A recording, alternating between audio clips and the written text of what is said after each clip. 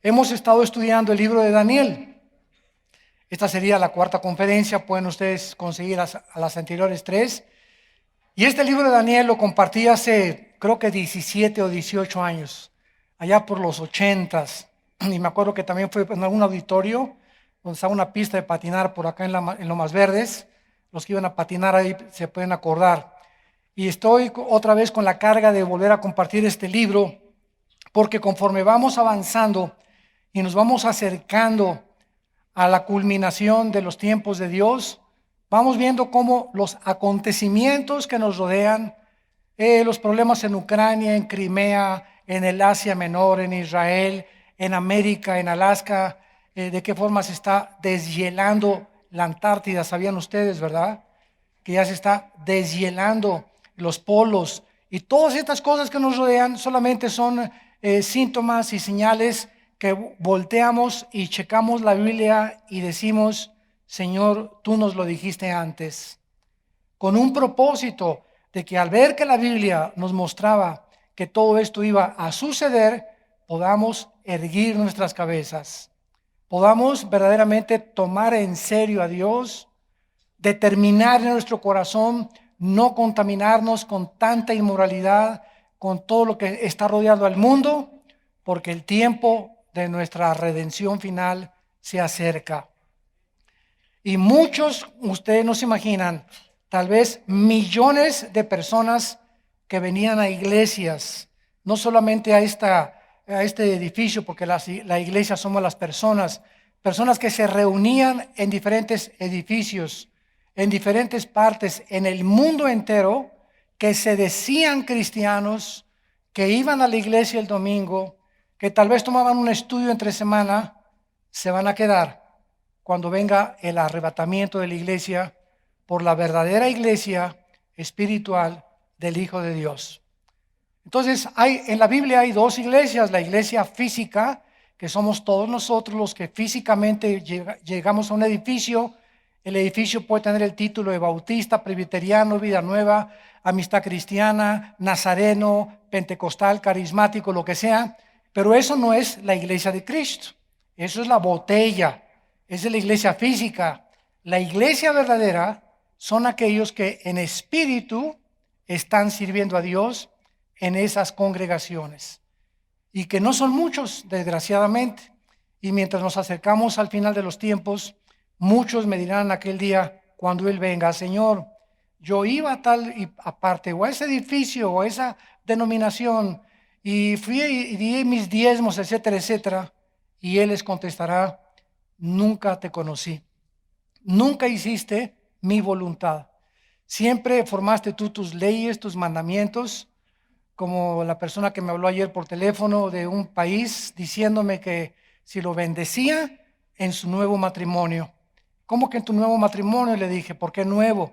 Sí, porque el anterior no funcionó. Con mi esposa no nos llevábamos bien, nos divorciamos, la dejé y tengo otra esposa que sí me comprende.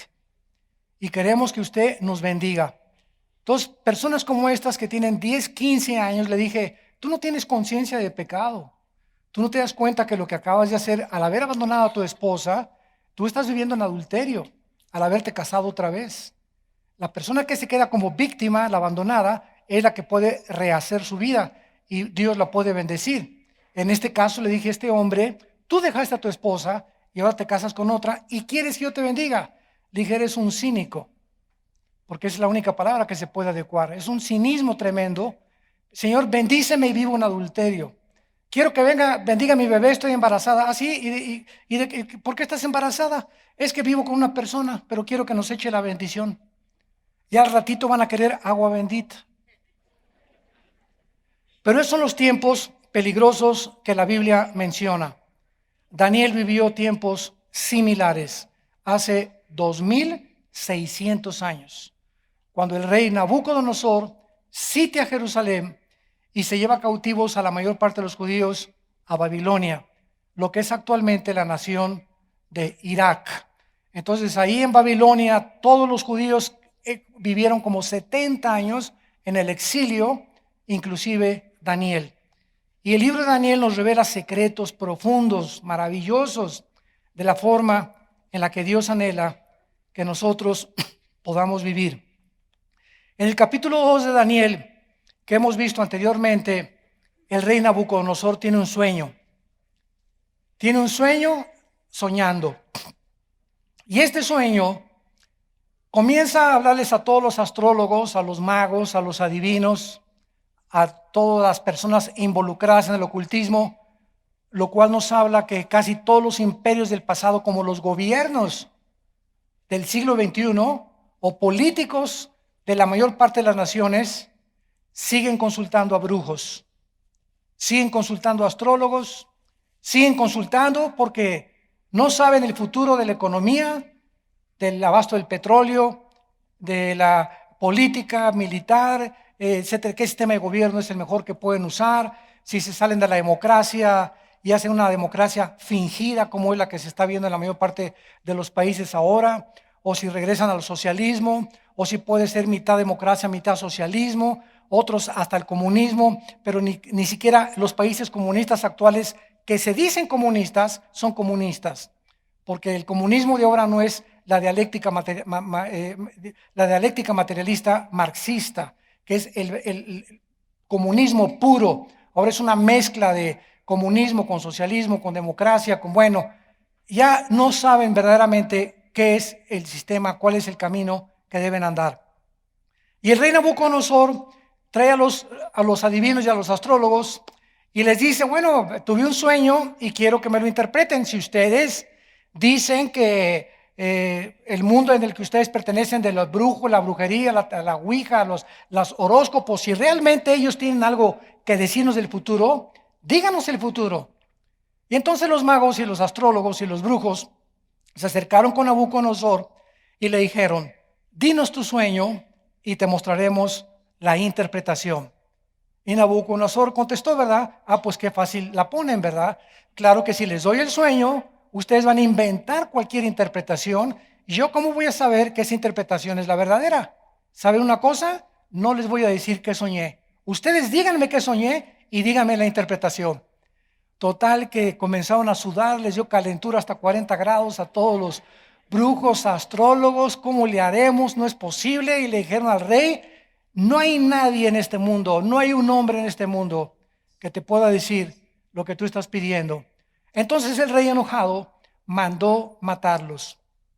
Y cuando llegó la noticia a Daniel, que era uno de los oficiales del palacio de Nabucodonosor, entonces Daniel se acercó a Arioc, al jefe de la guardia de Nabucodonosor, y le dijo, espérense, no se apresuren a ejecutar la sentencia de muerte. Voy a acercarme al rey y le voy a hacer una propuesta. Entonces, versículo 16 del capítulo 2, Daniel entró y pidió al rey que le diese a tiempo y que él mostraría la interpretación.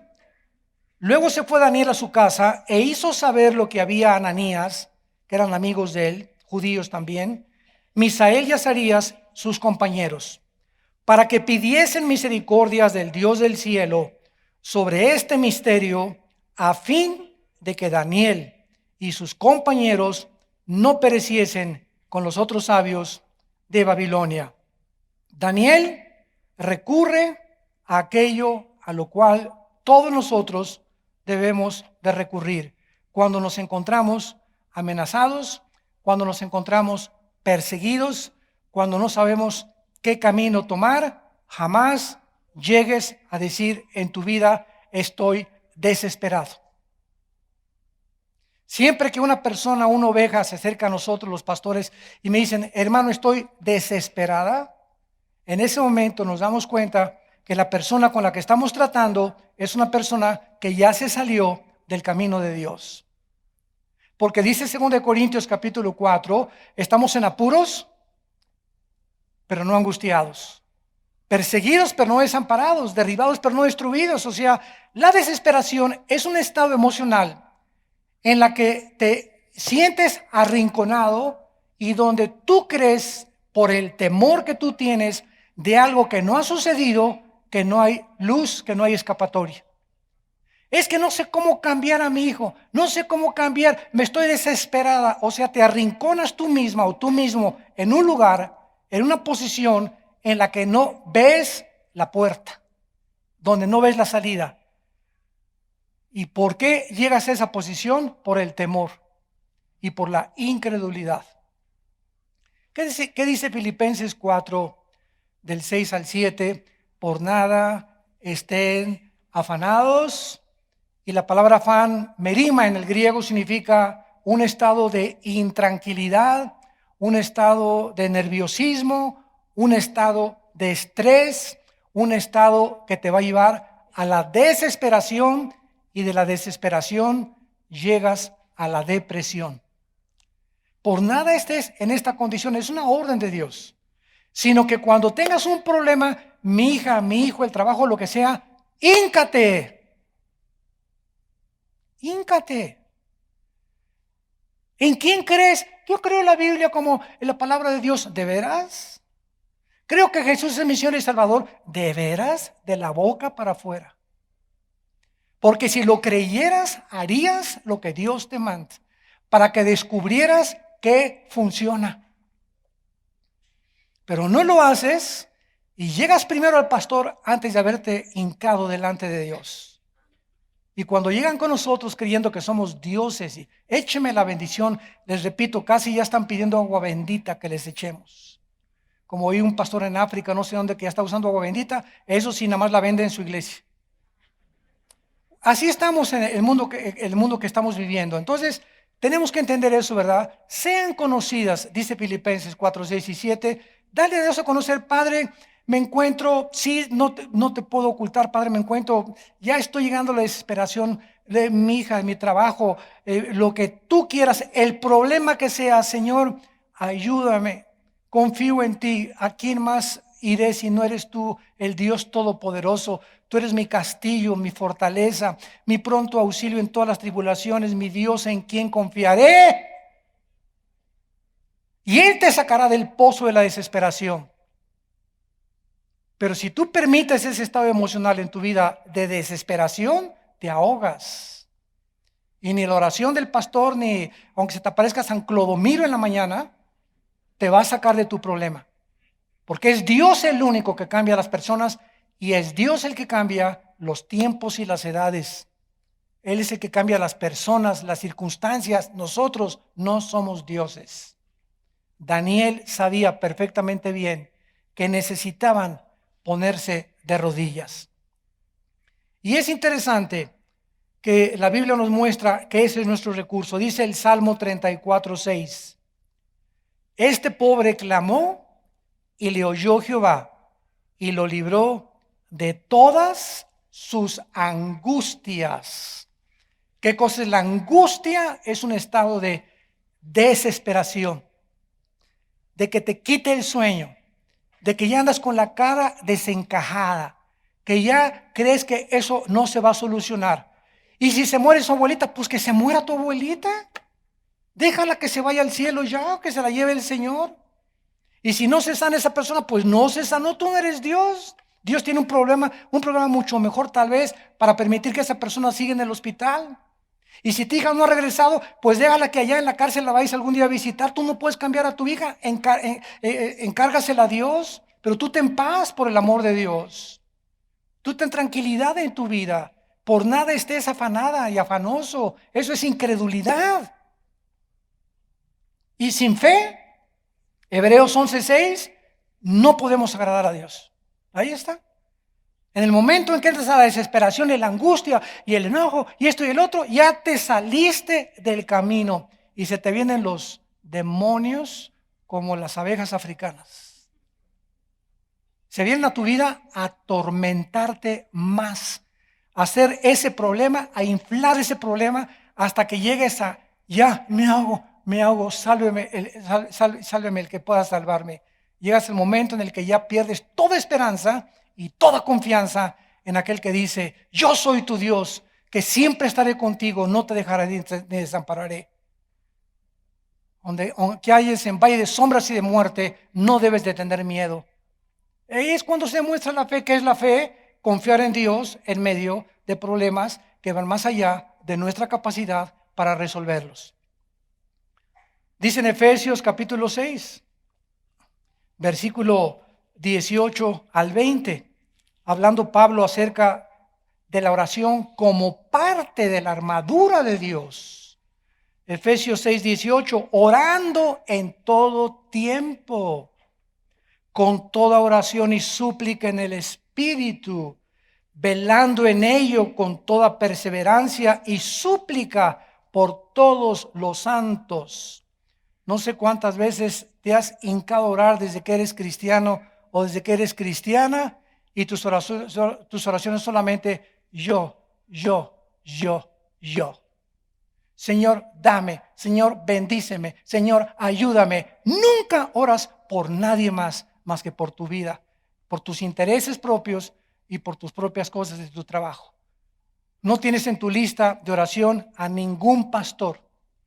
No tienes en tu lista de oración a ninguna persona que te interese de tu familia, que Dios la toque. No la tienes en tu lista de oración.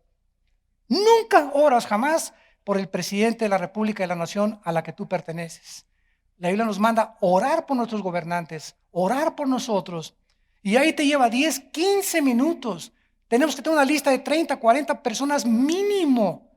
Por cada pastor, por sus esposas, por tus hijos, por las personas de tu familia que quieres que las toque Dios. Por eso tu vida está como está, porque no te acercas a Él. Por eso no ves cambios ni las circunstancias cambian en tu vida, precisamente porque no eres una persona de oración. Aquí, gracias a Dios que ya estamos, las mujeres de esta iglesia, guiadas por las pastoras, están teniendo reuniones de oración. Me contaba la esposa del pastor Badajoz que 200 mujeres vinieron la última vez. Gracias a Dios por estas mujeres, las bendecimos con todo el corazón. Gracias por ustedes porque vienen a interceder y porque una oración así en grupo tiene un poder tremendo. Son como 10 bombas nucleares las que se encuentran cuando nos reunimos juntos para orar. Muy bien, ahora vean ustedes que después de todas estas cosas, en el versículo 19 dice la Biblia, entonces, o sea, no antes que hayan buscado a Dios. No es antes que busques a Dios que Dios te va a explicar la predestinación. No es antes que busques a Dios que te va a explicar cómo fue que los ángeles caídos se metieron con las mujeres. Ay, esto no puede ser, hermano, porque los ángeles no tienen sexo. No es antes de que tú estudies la justificación, la santificación, la gracia, los pactos y las doctrinas elementales, el libro de Romanos. No es antes que tengas la A, la B y la C, los cuadrados, los logaritmos y las sumas y las divisiones, que vas a entender cálculo diferencial. Pero así están los cristianos, nos llegan correos. ¿Y por qué esto? ¿Y por qué aquello? Y son personas que quieren respuestas de nosotros y son personas que preguntan sin haberse discipulado. Yo a esas personas les estoy contestando, mira, antes de que te conteste, ¿te discipulas entre semana con alguien? Aparte del domingo, ¿tomas estudios bíblicos? ¿Vives cerca de Dios? Entonces tú quieres tener respuestas y quieres alegar y quieres preguntar. Pero tu vida interior, tu vida espiritual, está muy lejos de tener comunión con Dios. Y Dios no es un genio de la lámpara de Aladino, Dios, que se mueve a nuestros caprichos. Tenemos que pagar el precio de que las rodillas nos crezcan como las rodillas de los camellos, que las tengamos ya hasta con callos, de que tanto tiempo pasamos hincados orando por nuestros hijos, orando por las circunstancias. Y después de pararnos y salir de oración, llegar así a todos lados. Aleluya, Dios, gloria, Dios vive. Hermana Panchita, pero ¿cómo es posible? Si usted su hija casi le pega en la mañana. Sí, ya lo sé, pero mi Dios me dijo que se va a encargar de ella. Yo guardo mi paz y aleluya. Te alabo y te bendigo, Señor. Esa es la hermana Panchita. Y no, hermano, ya llegué y mi hermana se fue y no me puede ayudar. ¡Shh! Ya cállese. Regrésese a su cuarto a orar, regrésese a buscar a Dios y entonces viene a poner sus peticiones no delante de los hombres, sino delante de Dios. Dice el versículo 19, entonces, el secreto fue revelado a Daniel en visión de noche. Hay un precio para entender los caminos de Dios. Hay un precio para entender las cosas profundas de la Biblia. Hay un precio para poder comprender los pensamientos y los caminos de Dios, que no son nuestros caminos ni nuestros pensamientos. Y es vivir de rodillas, vivir cerca de Dios. Ahí viene la respuesta, ahí viene la revelación, ahí viene la visión. El secreto le fue revelado en visión de noche, por lo cual bendijo Daniel al Dios del cielo. Y Daniel habló y dijo, escuchen la oración de Daniel: sea bendito el nombre de Dios de siglos en siglos, porque suyos son el poder, solo el poder para cambiar a las personas es de Dios. Hace unos momentos en las primeras conferencias llegaron 3 niños lindos a preguntarme, como 10, 11 años de edad, 3 hermanitos: pastor, ¿qué hacemos para que mi papá se convierta? Y les contesté: orar. Porque ninguno de ustedes, les dije, ni yo tampoco, no hay nadie que cambie a nadie. Si quieres que tu esposo cambie, si quieres que tu papá cambie, que tu abuela, que tu primo, que tu jefe de trabajo, no hay nadie, porque de él es el poder. El poder para transformar a un borracho en alguien sobrio, un drogadicto en un hombre trabajador, una prostituta en una mujer trabajadora y una mujer honesta y moral. Dios es un homosexual en una persona normal, una lesbiana en una mujer normal. Solo Dios puede cambiar los seres humanos. Y Él escogió en su soberanía que nosotros colaboráramos con Él orando por esas personas. Así, eso a mí me da mucho descanso, porque cuando tengo un problema, ¿verdad?, en mi casa, o mis hijos, mi esposa, mis primos, o lo que sea, yo no puedo cambiar ni a mi esposa, ni a mis hijos, ni ellos a mí, y siempre les he dicho a mis hijos, ¿verdad?, oremos unos por otros, porque yo tengo muchos defectos, tú tienes muchos defectos, le digo a mi hijo, a mi hija, mi esposa, le digo, dime mis defectos, etcétera, etcétera. Todos somos imperfectos, pero a través de la oración, Dios cambia las circunstancias, y a través de la paciencia. Tenemos el testimonio, ahora que vayamos bueno, cada año, ¿saben?, estamos yendo, ya escogimos, íbamos a Acapulco, ahora estamos yendo a la Riviera Maya, sale hasta más barato, mejores hoteles, gracias a Dios.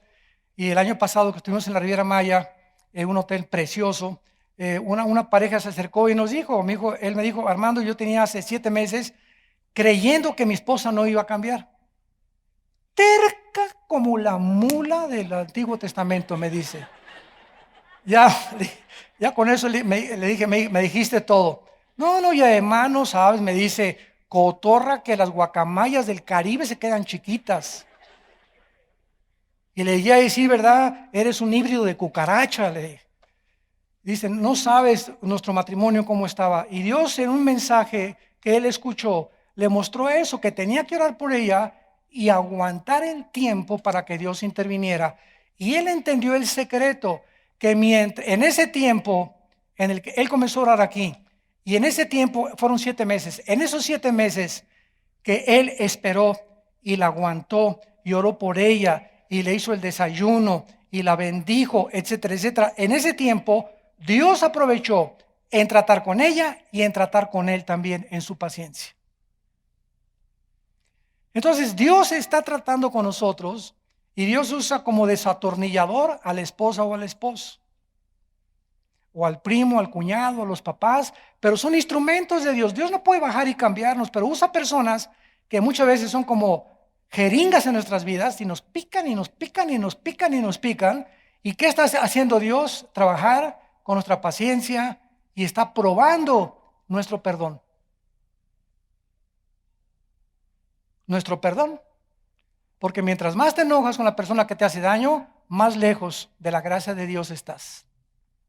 Y mientras más rápido eres en perdonar, y mientras más rápido eres en mantener tu ecuanimidad, tu sobriedad, tu tranquilidad, más se apresura Dios a intervenir y cambiar a tu esposo, cambiar a tu esposa, cambiar a tu hijo, cambiar a tus papás. Pero en ese periodo de tiempo, Dios trata con nuestro corazón. Así que nadie está en el milenio, ni podemos irnos a un lugar donde nadie nos moleste. Estamos en un mundo llenos de lobos. Y las ovejas es el único animal que no se puede defender. ¿Qué está diciendo Dios? Estamos en un mundo donde vamos a ser agredidos, perseguidos, humillados, calumniados, traicionados, y tú nomás haz. ¿Por qué? Porque yo soy tu Dios y tu escudo. El Shaddai.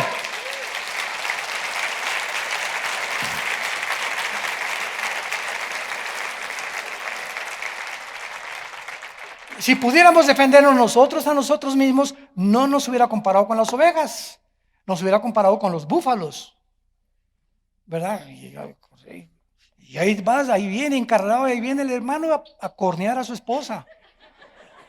Y ahí viene el hermano encarreado, nomás cuando le hace así las patitas al hermano es porque ya viene pero echando tierra.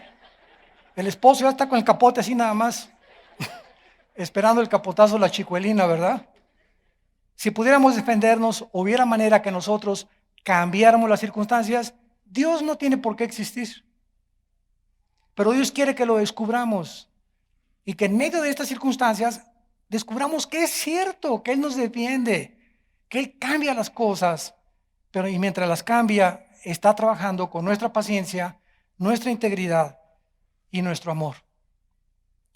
Dios, dice Daniel, es el que bendito sea el Dios y Padre de Jesucristo, suyo son el poder y la sabiduría. ¿Qué es la sabiduría? Shochma o chokma en el hebreo, que significa, escucha, la sabiduría es diferente del conocimiento. Aquí en la vida, cuando no conocemos los caminos de Dios, le decimos a una persona que tiene mucho conocimiento, es un sabio. Le dieron el premio Nobel de Medicina a fulano de tal porque es un sabio. O es un sabio el que descubrió tal planeta o lo que sea, ¿no? Nosotros juntamos la sabiduría con el conocimiento, porque no tenemos una definición específica de la sabiduría, ya que viene de Dios. La sabiduría es la capacidad, apúntalo, o la habilidad que Dios les da a las personas que tienen conocimiento de Él para saber cómo usarlo. Entonces tú puedes tener conocimiento de Dios. Yo sé que maridos amen a las mujeres. Yo sé que tengo que diezmar.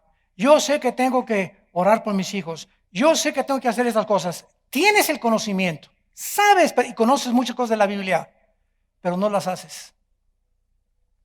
Entonces, cuando no haces lo que conoces, comienza tu personalidad a desintegrarse. Virgen de Lourdes. Es lo que llaman los psicólogos desórdenes múltiples de la personalidad. O sea, dices una cosa y haces otra cosa. Cuando decimos algo y no lo hacemos, comenzamos a desintegrarnos emocional y espiritualmente. Y muchas personas les llaman esquizofrénicos, con personas que tienen una mente así a la mitad. Son una cosa en el trabajo, otra cosa en la iglesia. Una cosa en su casa, otra cosa con sus amigos. Una cosa cuando están de vacaciones, otra cosa cuando están en la iglesia. Mentes divididas. Una vez es Jorge, pero se pone una máscara y es Manuel con sus amigos. Es borracho, parrandero y jugador. Es San Clodomiro en la iglesia y es hijo del anticristo cuando está fuera de la iglesia. No puede ser. Una persona así es una persona disgregada, desintegrada en sus emociones. Ahora, ¿cuál es el peligro de esto? Que si tú mantienes esta conducta en tu vida de no hacer lo que tú dices y no es lo que se llama integridad, estás integrado emocional y espiritualmente, comienzas a tener problemas mentales. Y te lo garantizo que vas a acabar en el manicure. Aquí en México le decimos manicure al hospital psiquiátrico. Vas a acabar en el psiquiátrico, vas a acabar visitando al psicólogo que te va a empeorar la cosa. ¿Por qué? Si vas al psiquiatra te empeora la cosa, si no es cristiano te empeora la cosa. ¿Por qué? Porque los psicólogos y los cristianos que no son cristianos van a tratar, o la terapia que van a seguir en tu vida va a ser darte pastillas tranquilizantes, que son químicos, para tratar de reducir tu ansiedad, tu neurosis, y estás químicamente siendo controlado, no espiritualmente. Cristo vino a que cambies esa falta de integridad que tienes y no recurras a cosas falsas como las pastillas tranquilizantes, Valium, Prozac, cosas de esas, ¿verdad? Que te acaban haciendo y convirtiéndote en un drogadicto. Entonces, Él viene a poder sanarnos, pero para eso tenemos que ser íntegros y sinceros delante de Él. Ser de una sola pieza en todos lados, para que pueda bendecirnos. Dios odia la hipocresía. Que la palabra hipócrates en el griego significa poner un actor. La palabra hipócrita en el griego es el actor. De ahí salió la palabra hipócrates, hipocresía, que significa ponerse una máscara. ¿Quién es un actor? Alguien que finge algo que no es. Está representando un papel que no es él. Es un actor. ¿Y cuántos de ustedes tienen 3 o 4 papeles que representan que no son ustedes con diferentes circunstancias? Eres un hipócrita. Y esas gentes las odia a Dios, porque no hay una persona más abominable ante los ojos de Dios que la que se pone máscaras, porque Dios murió por la gente, y para que la gente pueda ser salvada, la gente tiene que entender que necesitamos ser sinceros y sin mancha delante de Él. Dice a continuación Daniel, Él muda los tiempos y las edades. En otras palabras, Dios tiene el control de la historia, como vamos a ver más adelante en la interpretación de la estatua del rey Nabucodonosor. Dios sabía que el imperio babilónico iba a durar determinado tiempo. Dios sabía que después de Babilonia vendrían los medos y los persas en una alianza para derrocar a los babilonios, tal como la historia lo declara.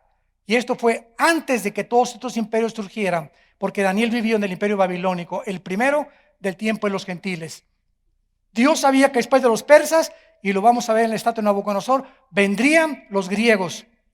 Alejandro el Magno fue el que venció en la batalla de las Termópilas, que fue la película esa de 300, donde finalmente los persas matan a otros, pero en la realidad fueron los griegos los que derrotaron a los medos persas. Iba Alejandro el Magno a tener el imperio griego y después el imperio romano, que vendría a conquistar a los griegos, absorbería a Roma la cultura helénica y comenzarían a través del griego koiné a llenar el Medio Oriente y el imperio romano con el griego, las costumbres griegas, etcétera, etcétera. Los días de la semana, lunes, martes, miércoles, jueves, viernes, sábado y domingo, vienen de Grecia.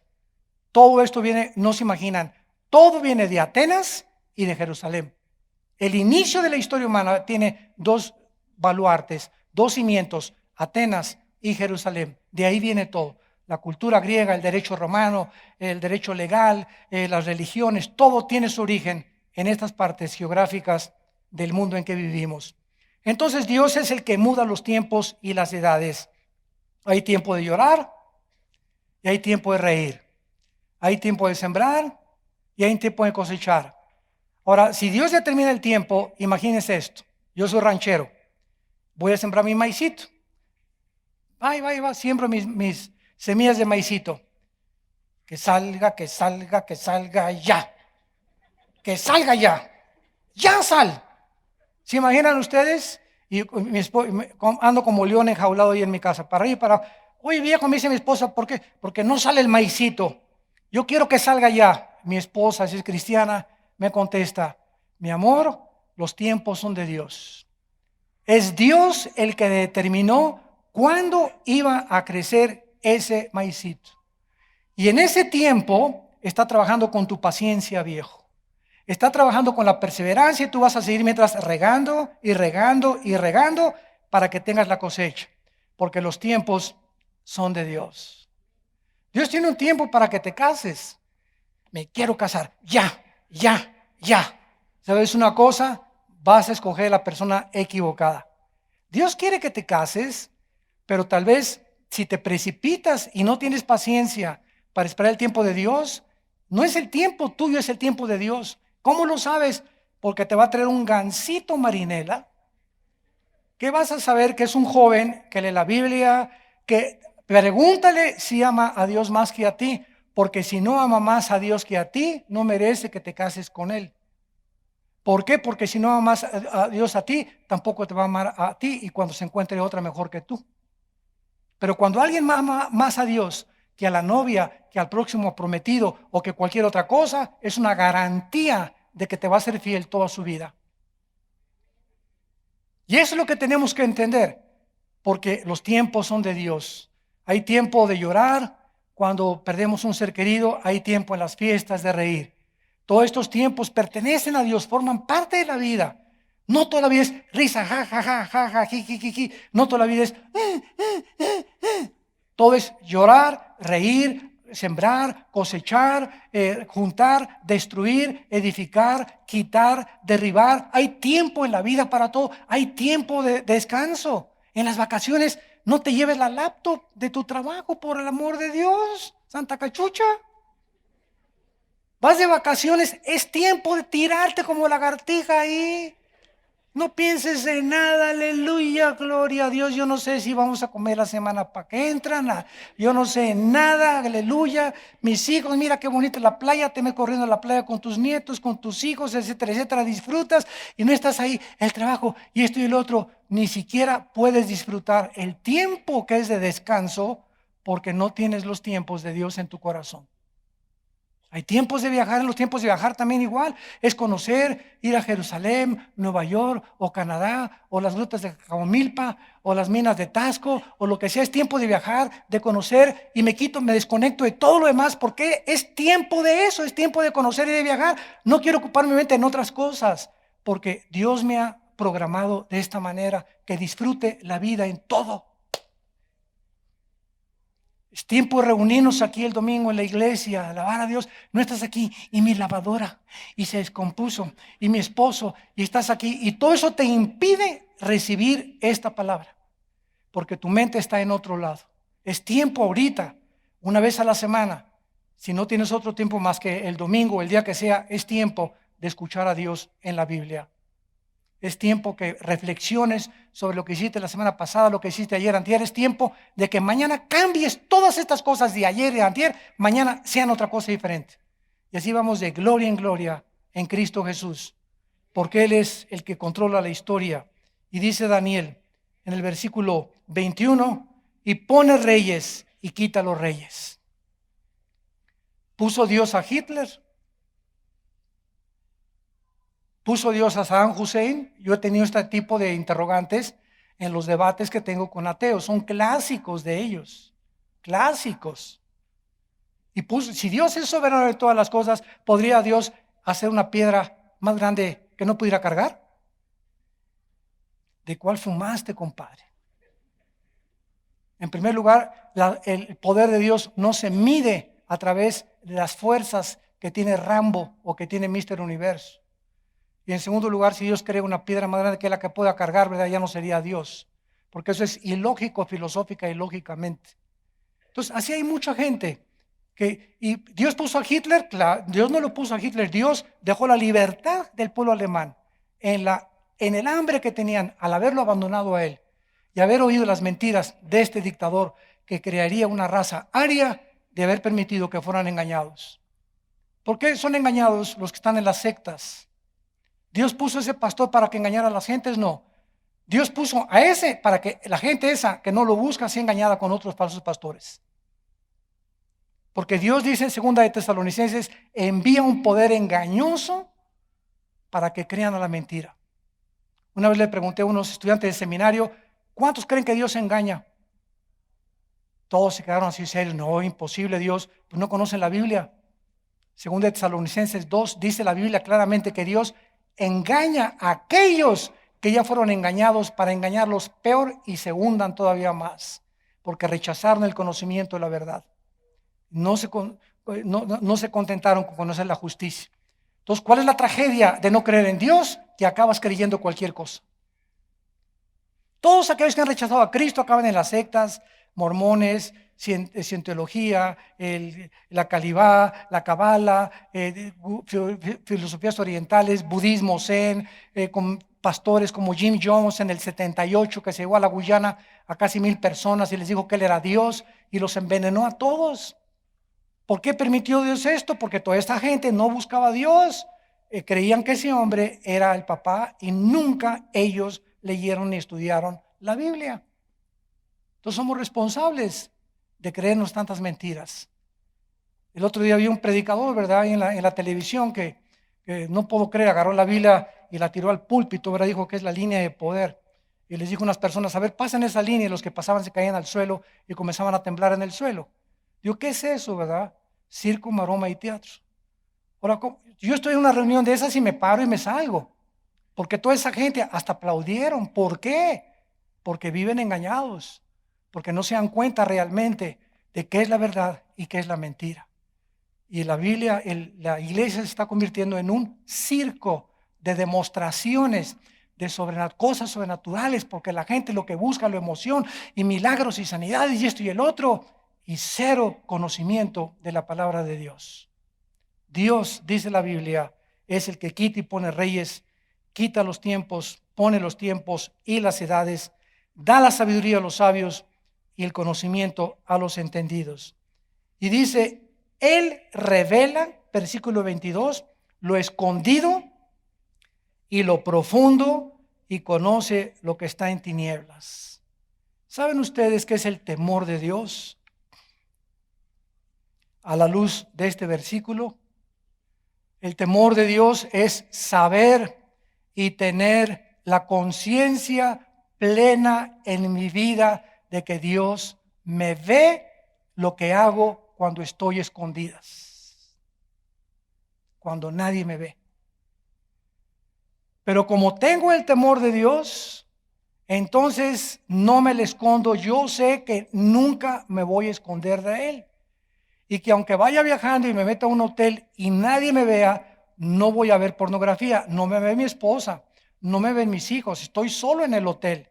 Puedo darme el gusto de la pornografía porque no tienes el temor de Dios.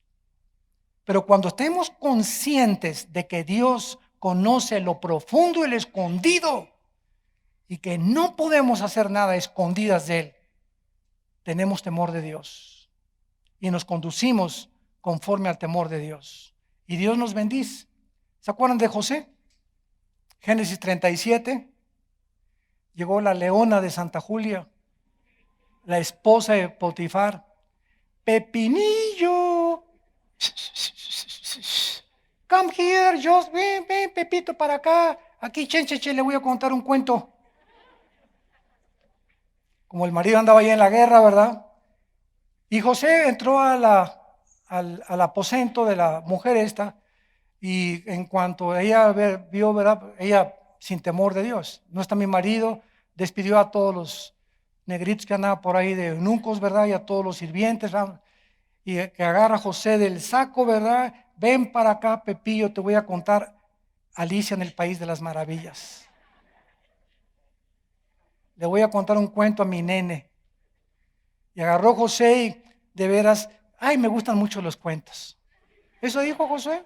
No, ¿verdad? Agarró y se pegó la carrera y se quedó ella con el manto de él. Y se enojó tanto ella que cuando llegó su esposo Potifar le dijo, mira, aquí tengo la prueba de que este sinvergüenza quiso venir aquí a abusar de mí. Y lo metieron a la cárcel y no se amargó. Ahora, ¿por qué José no tuvo relaciones, verdad, con esta mujer? Tampoco nadie lo veía a él. Ella no iba a decir nada, menos él. Iba a quedar un secreto entre los dos. ¿Por qué no lo hizo? A él lo dice en Génesis. ¿Cómo iba yo a hacer esto sin el temor de Dios? Pagó el precio, varios años en la cárcel y salió como gobernador de Egipto. ¿Ya ven? No puede haber la bendición sin antes la convicción de servir a Dios. Dios premia la santidad. Dios ama la santidad y Dios bendice la santidad. Ahora, a continuación, después de que Dios le revela a Daniel la bendición, vemos nosotros que Dios conoce todas las cosas y que Daniel confesa la verdad final. Cualquier misterio, cualquier asunto secreto, de dónde venimos, quiénes venimos, hacia dónde vamos, quiénes fueron los gigantes del Génesis 6, qué fue lo que pasó en el Triángulo de las Bermudas, qué hay detrás del fenómeno OVNI, quién hizo las pirámides de Egipto, cómo es posible que hace 3.500, 4.000 años haya existido la tecnología para cortar una piedra de 15 toneladas que a la luz de los nuevos ingenieros, con sierras que tienen con punta de diamante, no han podido ni penetrar esas piedras, ni cortarlas como con navaja, con la precisión que las cortaron hace 4.500 años, con las torres de Egipto, con las pirámides de Egipto, Keops, Kefren y Miserino, las torres de Giza. ¿Quién hizo las ruinas de Machu Picchu en Perú? ¿Cómo es posible que esas piedras de 15 toneladas hayan sido puestas, acomodadas perfectamente bien? Ni con grúas, lo han intentado. Han tratado de imitar con la tecnología moderna que puedan haber hecho esas construcciones. Las de Stonehenge en Inglaterra. ¿Quién hizo esos monumentos de piedras de casi 20 toneladas, una arriba de la otra, en un círculo? ¿De dónde las trajeron en Egipto que no había? Ni siquiera las hay ahora. ¿De dónde salieron esas piedras? ¿Cómo es posible que pueda la gente estar buscando en la ciencia y en la tecnología respuestas y ahí los tenemos? No te dan respuestas. No saben ni cuándo comenzaron las pirámides, ni quién las hizo, cómo pudieron hacerlo eso. Otra pregunta en México, ¿quién les dijo a los mayas? A los mayas, sin calculadora, sin computadora y sin calendarios ni ninguna otra cosa moderna, ¿quién les dijo cómo ordenar el año en 365 días, minutos y segundos? ¿Cómo sin telescopios, calculadoras ni computadoras pudieron los mayas calcular los ciclos lunares? Imposible sin estos instrumentos. ¿Cómo se orientaron conforme a las estrellas? ¿Quién les dio este conocimiento que traspasa las mentes de los sabios del siglo XXI? ¿Quién? La ciencia no tiene la respuesta. La astrología no tiene la respuesta. Los brujos, mucho menos. Hay un Dios que revela los secretos. Y nos muestra que cuando Adán y Eva estaban en el huerto del Edén, ya estaba un ángel caído llamado Satanás. Y si Satanás estaba en el huerto del Edén, sus ángeles estaban con él. Los ángeles moraban en este planeta antes que nosotros. Y solo los ángeles caídos pudieron haberse mezclado con esas mujeres. Solo los ángeles caídos proporcionaron este conocimiento a los egipcios, a los mayas, a los de Inglaterra, a los del Perú. Y todas estas cosas que encontramos que la ciencia no puede entender, sabemos que vienen del mundo de las tinieblas, porque es un conocimiento oculto a los seres humanos que a través de la investigación científica nunca lo podrán responder. Y por eso hay la revista que se llama Duda. Y como dijo Teofilito, y seguirán dudando. Y finalmente, dice Daniel en el versículo 23, 22 y 23, Él revela lo profundo y lo escondido, conoce lo que está en tinieblas y con Él mora la luz. A ti, oh Dios de mis padres, te doy gracias y te alabo, porque me has dado sabiduría y fuerza y me has revelado lo que te pedimos, pues nos has dado a conocer el asunto del rey. Daniel fue a Arioc, el cual el rey había puesto para matar a los sabios, y le dijo: no los mates, llévame a la presencia del rey.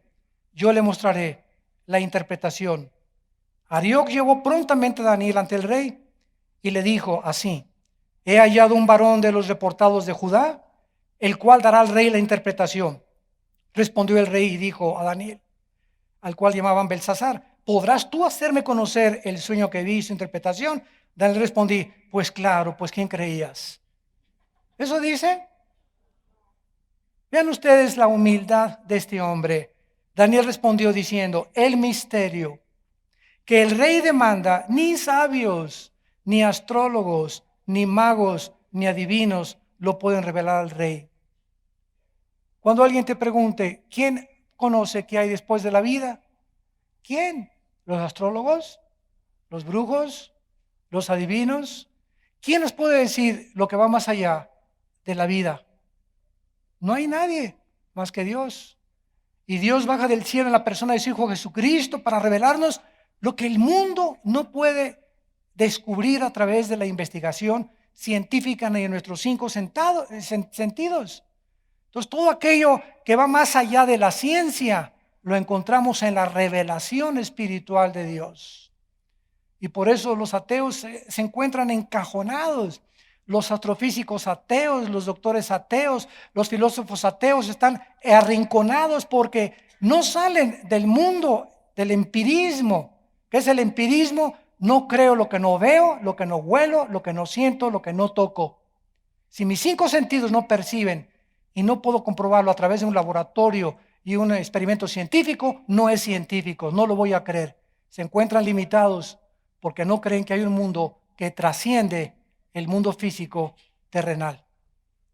Y es el mundo espiritual que nos es revelado en su santa palabra. Y terminamos con unos versículos del Nuevo Testamento en 1 Corintios 2. Y dice el apóstol Pablo, 1 Corintios 2, versículo 6. Sin embargo, hablamos sabiduría entre los que han alcanzado madurez. ¿Por qué dice esto Pablo? Porque aún hay cristianos que debiendo ya comer carne, alimento sólido, tienen 10 años, 15 años en Cristo, siguen bebiendo leche. Entonces la sabiduría de Dios es para los maduros, los que han entendido que primero es la santidad y después la revelación.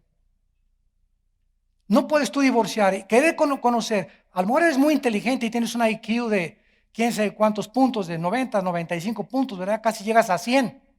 Hasta humo te sale de las orejas.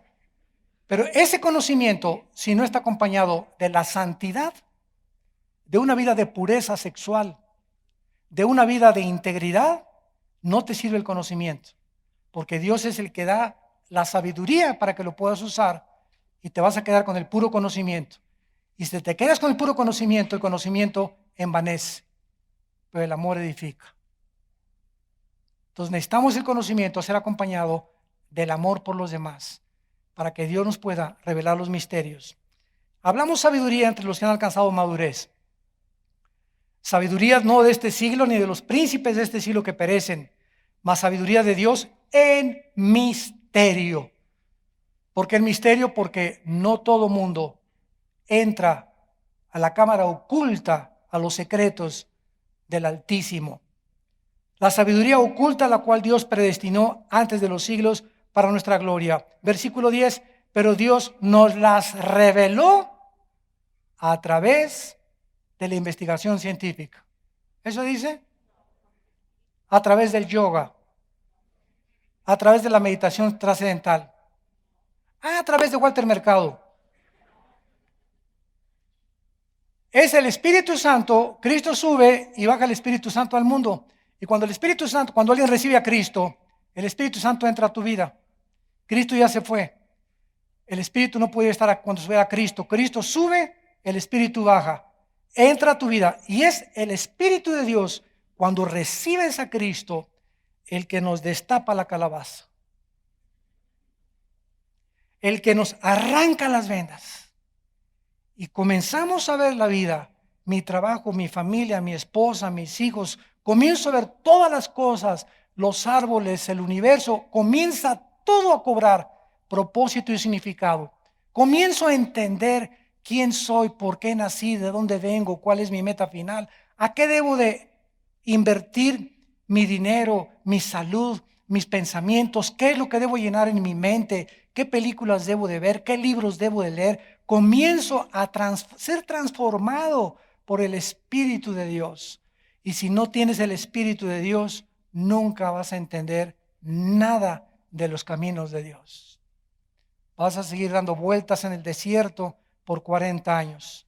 Y dice la Biblia, porque el Espíritu todo lo escudriña, aún lo profundo de Dios. Y el versículo 11 me encanta. ¿Quién de los hombres sabe las cosas del hombre, sino el espíritu del hombre que está en él?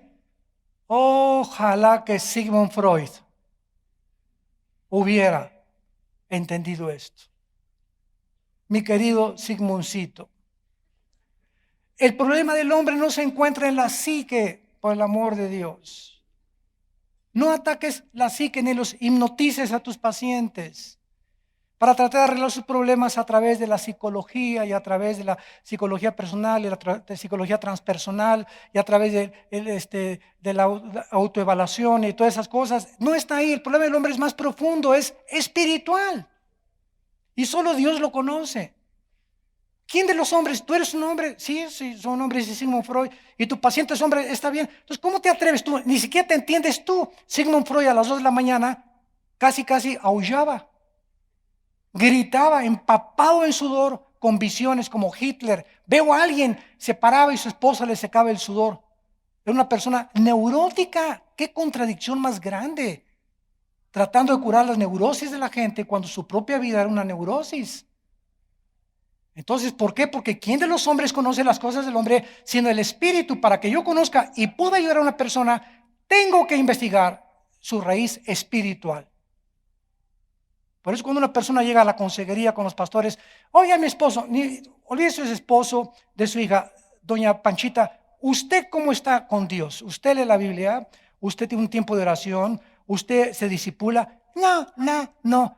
Entonces, no, Dios no le va a arreglar nada. Comencemos con los problemas espirituales que tenemos en el corazón. La raíz de todos tus problemas y de mis problemas están en el espíritu, no en la mente. La mente es afectada por el espíritu cuando dejamos a Dios. Señor, te damos gracias por tu palabra.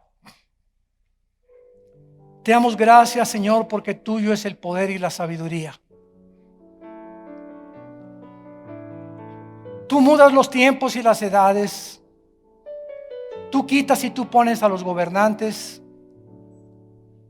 Tú conoces lo que está escondido. Tú revelas lo profundo. Contigo mora la luz. A ti, Dios de nuestros padres, de Abraham, Isaac y Jacob, te adoramos y te bendecimos. Porque tú eres el Shaddai. He aquí yo estoy contigo, dice el Señor, no te dejaré, no temas. Saca de tu vida el temor, porque en el amor no hay temor. De donde el que teme vive atormentado, porque el temor es el tormento del corazón. He venido para que tengan vida y para que tengan vida en abundancia. Yo soy tu Dios que nunca te dejaré ni te desampararé.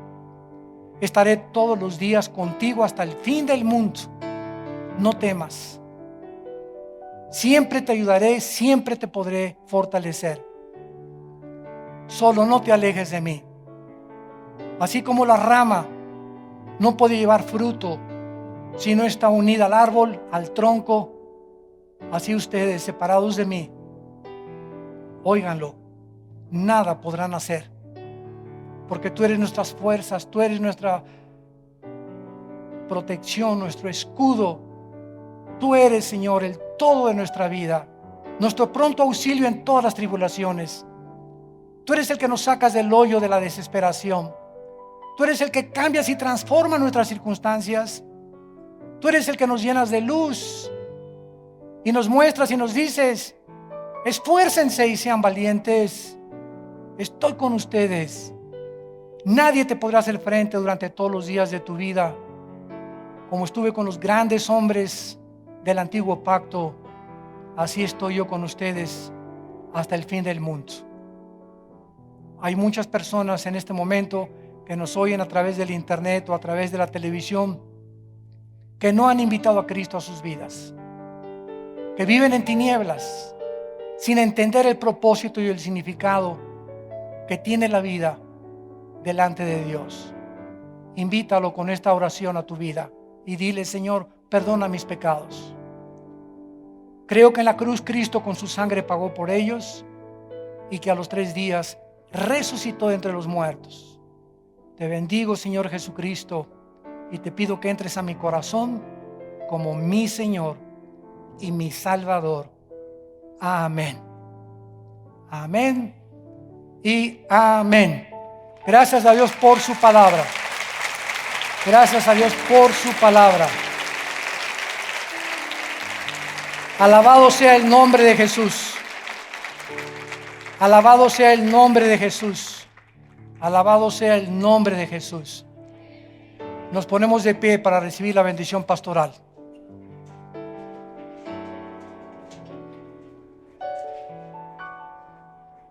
Dios bendiga tu vida. Dios bendiga tu matrimonio. Dios bendiga a tus hijos. Dios bendiga el fruto de tu vientre. Dios bendiga a tus padres.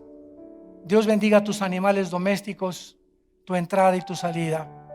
Dios bendiga los alimentos y las bebidas que mantienen tu cuerpo con salud. Que tú puedas andar como es digno de Dios, llevando fruto en toda buena obra, creciendo en la gracia y el conocimiento de Jesucristo, fortalecido interiormente, fortalecida con el poder de Dios, mediante su Espíritu, y la palabra de Dios more en abundancia en tus corazones. Y la paz del Señor, que sobrepasa todo entendimiento, que guarde tus pensamientos y tu corazón en Cristo Jesús. Les bendecimos en el nombre que es sobre todo nombre, en el nombre de Jesús. A Él sea la gloria por los siglos de los siglos. Amén. Gloria a Dios.